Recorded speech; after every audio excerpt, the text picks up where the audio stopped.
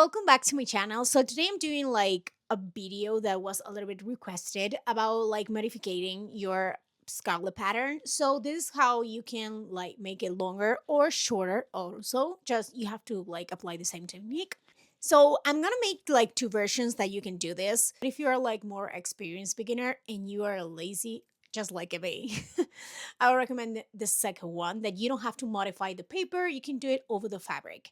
Of course, this won't let you like have the paper pattern. So you have to do it each time you cut. So what we're gonna do basically, once you get the pattern with your size, you're gonna like print it and have it on paper and you have to trace that pattern. So we're gonna copy that on a paper. I'm gonna show you guys over here right now. And you have to extend that for each part of the pattern. So the same length, of course. So you can do this with paper, any type of paper you have at home. If you have A4 paper at home, just put some tape on and paste those paper together because you do need like a good amount of paper. But I also use like craft paper. I won't recommend you to go ahead and buy like paper if you don't do like pattern making. Just go like to your near local store and get some paper, like any kind, because you just need to trace your paper to make it longer. But if you don't want to do this, you can also go ahead and extend the pattern over the fabric. Of course, this is a lazy technique, and I wouldn't recommend you if you don't feel like comfortable with this. So let's get started. So as I say, we're gonna start with paper.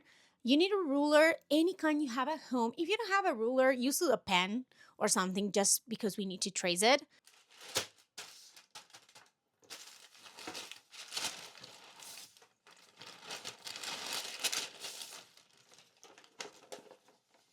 Okay, so I'm getting this paper that I have. So what we're gonna do is put the pattern over here and we need to trace it. So we're gonna copy the pattern as it is. I would recommend you to put it in order so it's better. So usually you do have to have in mind to keep the notches that we already had. And I'm gonna pin it, but you can use anything. Maybe you can do it with tape or anything like that. So we're gonna go ahead and do that. You might also wanna add another like strap just because if it's longer, it will be like looking a little bit weird, but it does depend on you. I actually really like when it opens a little bit the shirt. So it is like something that you can check. If you want to add another strap, it's actually pretty simple also. So you just need to create one more of these that you have in the pattern just to cut two more sets. And check the distance that we have at the start of the strap. So it's like 8 centimeters, for example. I will recommend you to check it. One starts and one is to start here. If you want to add another one, you can go ahead and add at the 8. Because that way, every strap will have the same length. So over here, you will be putting the other one. And it has to start here. The same if you want to mark it from the other side. So this is just if you really extend the length of the top. So you do have to check when you are making this longer that each size match the length of each size just for the beginning. So for example, this one has to match this, the side seam, and this one has to match these. So I'm gonna turn it around just to make it easier for me when I make it longer. So for example, I'm gonna place it like this, just to make sure that the same length is done. Same for this side. So this part has to match this one. So this has a little bit of a curve, so it's a bit more difficult, but yeah, it's pretty much the same when we make it longer. So I'm gonna start tracing everything. So basically, each line, you just have to really follow your pattern. Before anything, I will also recommend you to match notches. You can also go ahead and do it You can also do it like this. You don't need the ruler. So if you don't have like a really long ruler or you're unsure of the curves, you can also trace it like that. And then you can go ahead and pass the ruler, because not everybody has this type of ruler, so it's normal.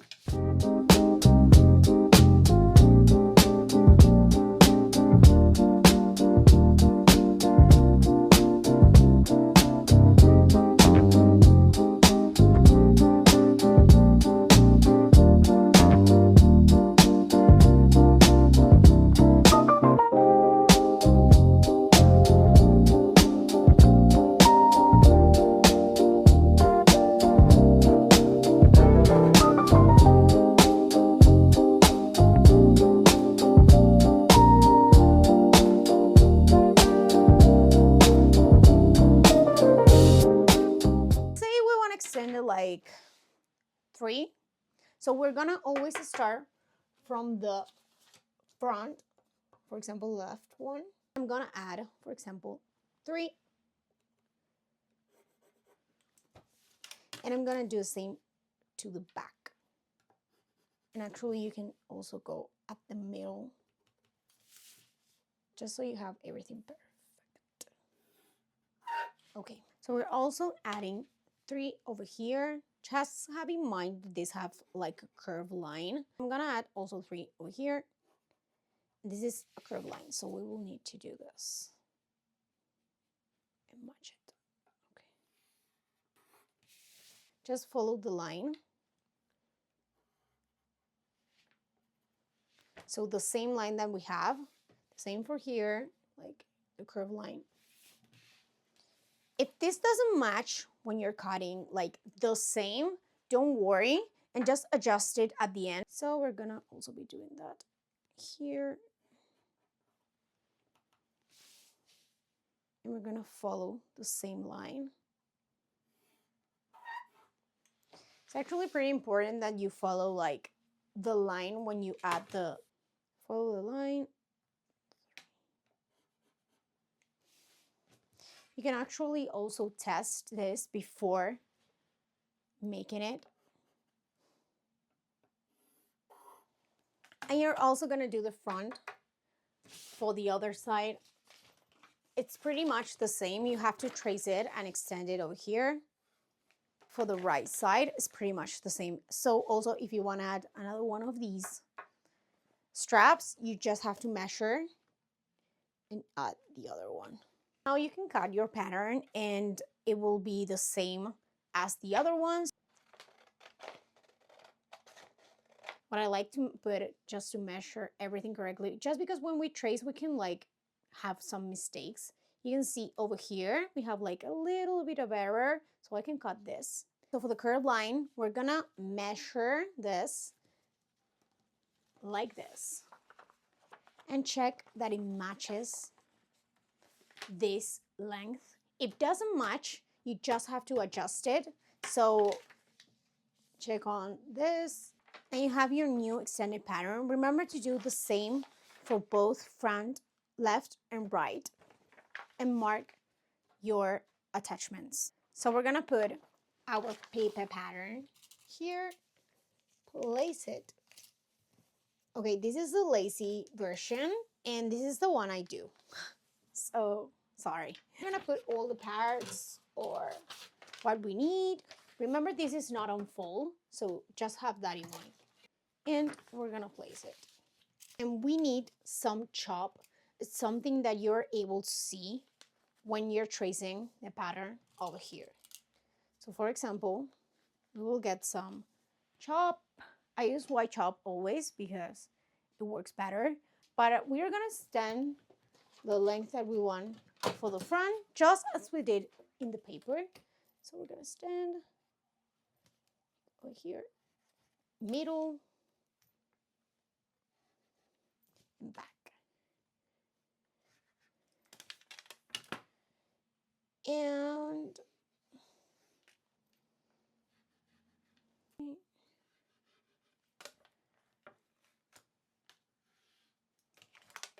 same here. we're gonna measure this, and we're gonna measure this, and the same for the back.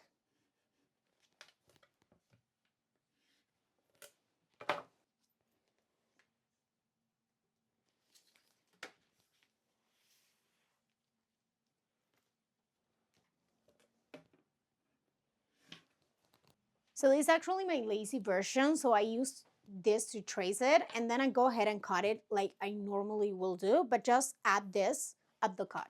So this method has like a really good thing, that is that you don't have to trace like all this into paper, but also you have to do this every time you're doing the pattern.